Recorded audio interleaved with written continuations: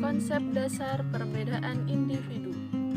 Di dalam perkembangan dan juga pertumbuhan, manusia tentunya memiliki berbagai jenis tumbuh-tumbuhan yang ketika awal kehidupan manusia tersebut lebih mementingkan unsur jasmani di dalam dirinya. Bagaimana contohnya? Yaitu ketika manusia masih bayi, di mana manusia belum begitu mengerti dan juga belum begitu paham mengenai apa yang terjadi di luaran sana, termasuk kebutuhan dari fisiknya sendiri. Sehingga dalam hal ini lebih mementingkan adanya perkembangan dari awal lingkungan dia berada. Sebenarnya bagaimana sih teori perbedaan individu dalam psikologi itu? Baik, akan saya jelaskan. Teori perbedaan individu dalam psikologi dikembangkan oleh banyak tokoh.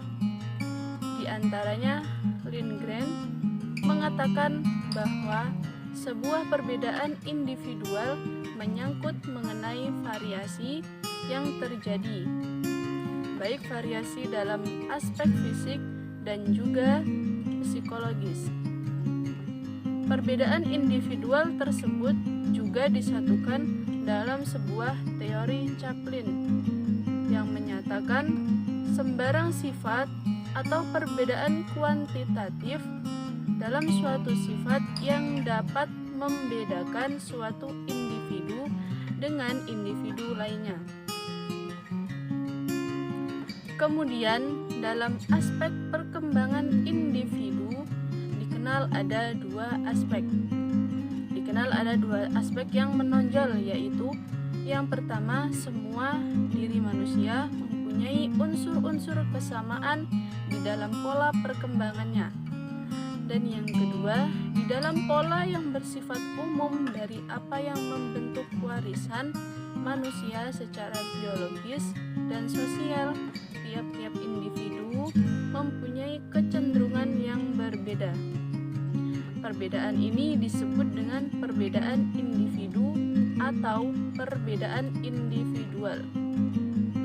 Gary dalam buku Perkembangan Peserta Didik karya Susanto dan D. Agung Hartanto mengategorikan perbedaan individual seperti berikut. Yang pertama, perbedaan fisik, tingkat dan berat badan, jenis kelamin, pendengaran, penglihatan, dan kemampuan bertindak. Kemudian yang kedua yaitu perbedaan sosial, termasuk status ekonomi, agama, hubungan keluarga, dan suku. Kemudian yang nomor 3 yaitu perbedaan kepribadian, termasuk watak, motif, minat, dan sikap. Lalu nomor 4 yaitu perbedaan kecakapan atau kepandaian di sekolah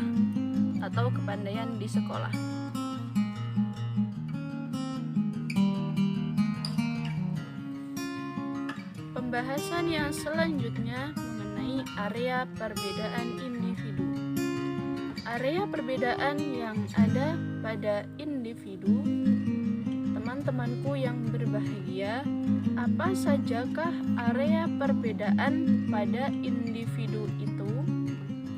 Baik, berikut adalah beberapa area perbedaan pada individu. Yang pertama, perbedaan kognitif.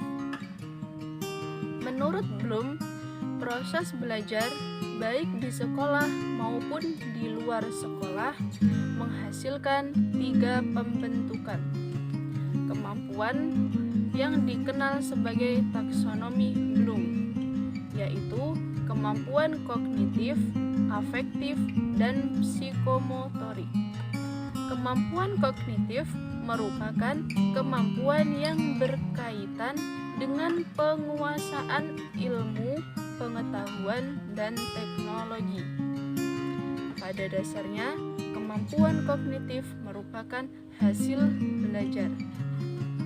Hasil belajar dalam hal ini merupakan perpaduan antara pembawaan dengan pengaruh lingkungan. Proses pembelajaran adalah upaya menciptakan lingkungan yang bernilai positif, diatur dan direncanakan untuk mengembangkan faktor dasar yang dimiliki oleh anak. Yang kedua, perbedaan dalam kecakapan bahasa. Bahasa adalah salah satu kemampuan individu yang penting sekali dalam kehidupannya. Kemampuan berbahasa merupakan kemampuan individu untuk menyatakan buah pikirannya dalam bentuk ungkapan kata dan kalimat yang bermakna, logis, dan sistematis. Kemampuan berbahasa setiap individu itu berbeda. Kemampuan ini sangat dipengaruhi oleh faktor kecerdasan dan faktor lingkungan, termasuk faktor fisik yang meliputi organ untuk bicara. Yang ketiga, perbedaan dalam kecakapan motorik. Kecakapan motorik atau kemampuan psikomotorik merupakan kemampuan untuk melakukan koordinasi kerja syaraf motorik yang dilakukan oleh syaraf pusat atau otak untuk melakukan kegiatan. Yang keempat, yaitu perbedaan dalam latar belakang. Sekelompok individu dengan perbedaan latar belakang dan pengalaman dapat memperlancar atau sebaliknya menghambat prestasi belajar mereka. Bagaimana contohnya? Misal, pengalaman-pengalaman belajar yang dimiliki anak di rumah itu mempengaruhi prestasinya di dalam situasi belajar yang disajikan di sekolah. Lanjut, yang kelima yaitu perbedaan dalam bakat. Apakah yang dimaksud dengan bakat itu? Bakat adalah kemampuan khusus yang dibawa sejak lahir. Bakat dapat juga diartikan sebagai kemampuan dasar yang menentukan sejauh mana keberhasilan seseorang untuk memperoleh keahlian atau pengetahuan tertentu. Bila mana seseorang diberi latihan-latihan tertentu. Misalnya, seseorang yang mempunyai bakat numerikal yang baik, bila diberi latihan-latihan akuntansi, keuangan, akan mudah untuk menguasainya tentang masalah akuntansi. Begitu pula sebaliknya. Yang keenam, perbedaan dalam kesiapan belajar. Belajar adalah sebuah proses yang berkesinambungan dari sebuah pengalaman yang akan membuat suatu individu berubah dari tidak tahu menjadi tahu. Tahu bisa disebut dengan kognitif. Dari tidak mau menjadi mau, atau bisa disebut dengan afektif, dan dari tidak bisa menjadi bisa disebut dengan psikomotorik. Misalnya bagaimana seseorang anak yang belajar mengendarai sepeda akan terlebih dahulu diberi pengarahan oleh orang tuanya. Kemudian sang anak tersebut mencoba untuk mengendarai sepeda hingga menjadi bisa. Yang ketujuh yaitu perbedaan tingkat pencapaian. Salah satu bentuk nyata untuk melihat perbedaan anak adalah dengan memeriksa hasil pencapaian dalam tes matematika standar. Tingkat pencapaian anak merupakan suatu fungsi yang menunjukkan nilai belajar anak. Murid dalam posisi puncak di suatu kelompok biasanya mampu belajar matematika dengan cepat, Sementara murid dengan posisi terendah di dalam kelas biasanya merupakan pembelajar yang lambat. Pada posisi tengah-tengah, sekitar 50% di antaranya memiliki kemampuan yang merata dalam pencapaian matematika. Kemudian yang ke-9 tentang perbedaan lingkungan keluarga. Anak-anak berasal dari berbagai lingkungan keluarga. Anak dari keluarga berada dengan pendidikan yang memadai biasanya datang ke sekolah dengan latar belakang berbagai pengalaman, lebih cenderung menjadi pembelajar yang cepat. Sebaliknya, anak yang berasal dari keluarga kurang mampu dan dengan latar belakang orang tua tanpa pendidikan itu cenderung menjadi pembelajar yang lambat. Yang ke-10 yaitu latar belakang budaya dan etnis. Anak-anak juga berbeda dipandang dari segi latar belakang budaya dan etnis.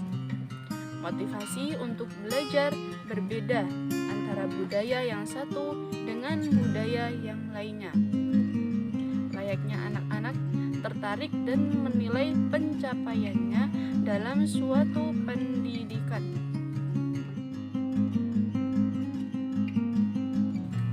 Lalu, bagaimana aplikasinya di dalam pendidikan? Perbedaan individu sudah pasti akan berdampak pada tingkat kecepatan, metode, dan aktivitas siswa dalam belajar dan mengikuti proses pembelajaran. Oleh sebab itu, guru perlu memahami dengan baik kondisi dan karakteristik belajar siswanya.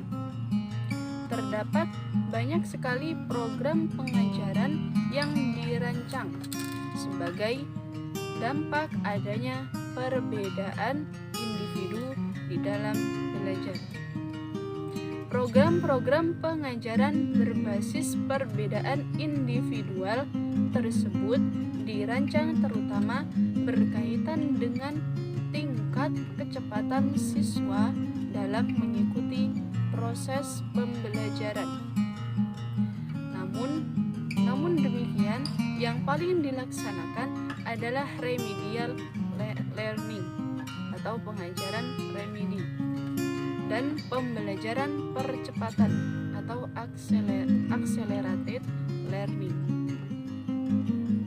Yang pertama, remedial learning atau pengajaran remedial. Apa sih yang dimaksud dengan program pengajaran remedial?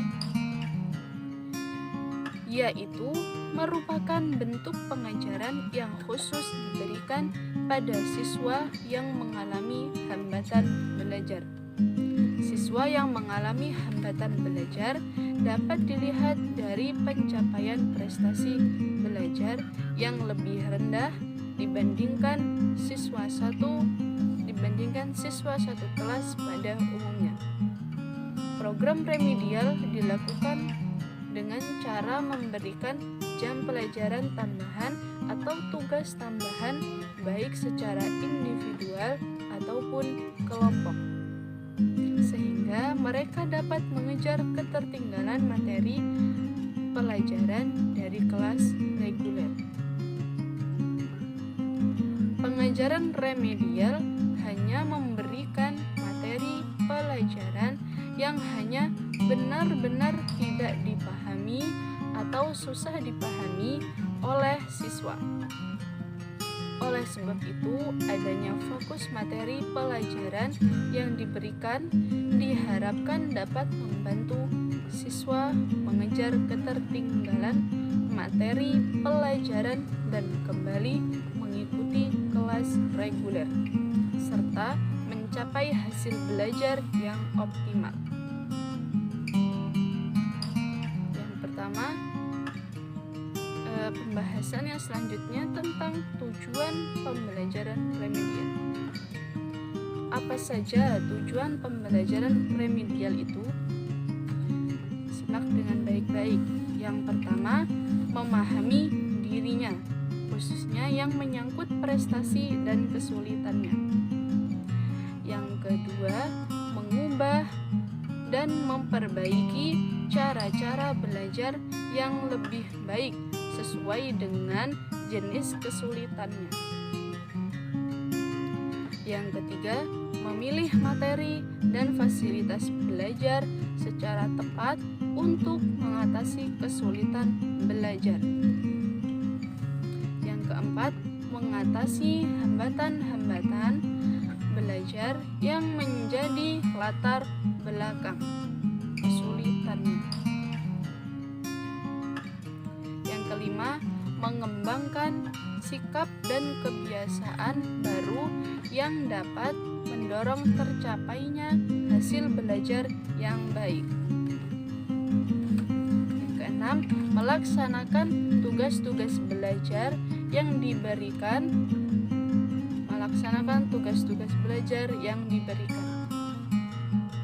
Yang kedua, pembahasan tentang accelerated learning atau pembelajaran percepatan. Kemudian, apa yang dimaksud dengan program percepatan itu?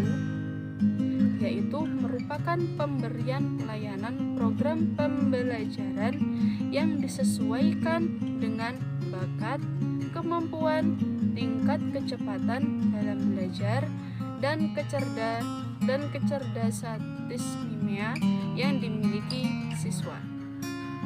Bentuk umum yang digunakan adalah dalam bentuk kenaikan kelas atau tingkat yang lebih cepat dari siswa pada umumnya, sehingga siswa yang bersangkutan dapat menyelesaikan program pendidikan reguler dengan lebih cepat. Kemudian, accelerated learning merupakan sebuah pendekatan alternatif yang dapat digunakan untuk mengatasi masalah-masalah yang terkait dengan pembelajaran di sekolah. Implementasi accelerated learning menurut Meyer didasari oleh beberapa prinsip penting, yaitu yang pertama, belajar melibatkan seluruh pikiran dan tubuh. Belajar tidak hanya menggunakan otak. Yang kedua, belajar adalah berkreasi, bukan mengonsumsi. Tiga, kerja sama membantu proses belajar. Yang keempat, pembelajaran berlangsung pada banyak tingkatan secara simultan. 5. Belajar berasal dari mengerjakan pekerjaan itu sendiri atau dengan umpan balik. 6. Emosi positif sangat membantu pembelajaran. Metode belajar dalam accelerated learning mengakui bahwa masing-masing individu memiliki cara belajar pribadi pilihan yang sesuai dengan karakter dirinya. Oleh karena itu, ketika seseorang belajar dengan menggunakan teknik-teknik yang sesuai dengan gaya belajar pribadinya, maka berarti ia telah belajar dengan cara yang paling alamiah bagi diri sendiri. Sebab yang alamiah menjadi lebih mudah dan yang lebih mudah menjadi lebih cepat. Pada dasarnya, terdapat strategi yang dapat digunakan dalam proses pembelajaran dengan tetap memperhatikan perbedaan individual dalam belajar, seperti berikut. yaitu yang pertama, guru harus memahami gaya belajar siswa, kemudian menyediakan lingkungan dan proses pembelajaran yang sesuai kebutuhan gaya belajar siswa. 2. Penyampaian materi didukung penggunaan multimedia dan multimetode. 3. Menggunakan pendekatan belajar eklektik dan fleksibel. 4. Seorang guru harus menggunakan kombinasi cooperative learning, pembelajaran individual, pembelajaran kelompok, pembelajaran berpuat pada guru, dan pembelajaran berpusat pada siswa. 5. Guru menggunakan alat-alat dan media pembelajaran yang mengandung multisensori untuk membantu siswa memperoleh, memproses, dan mempraktikkan informasi yang diterima. 6. Guru memberikan umpan balik selama proses pembelajaran dengan segera, konsisten, dan jelas. 7. Guru mengevaluasi pencapaian program belajar siswa berdasarkan tujuan atau syarat-syarat pencapaian yang telah ditentukan, melakukan observasi perilaku, dan juga keterlibatan siswa selama proses pembelajaran.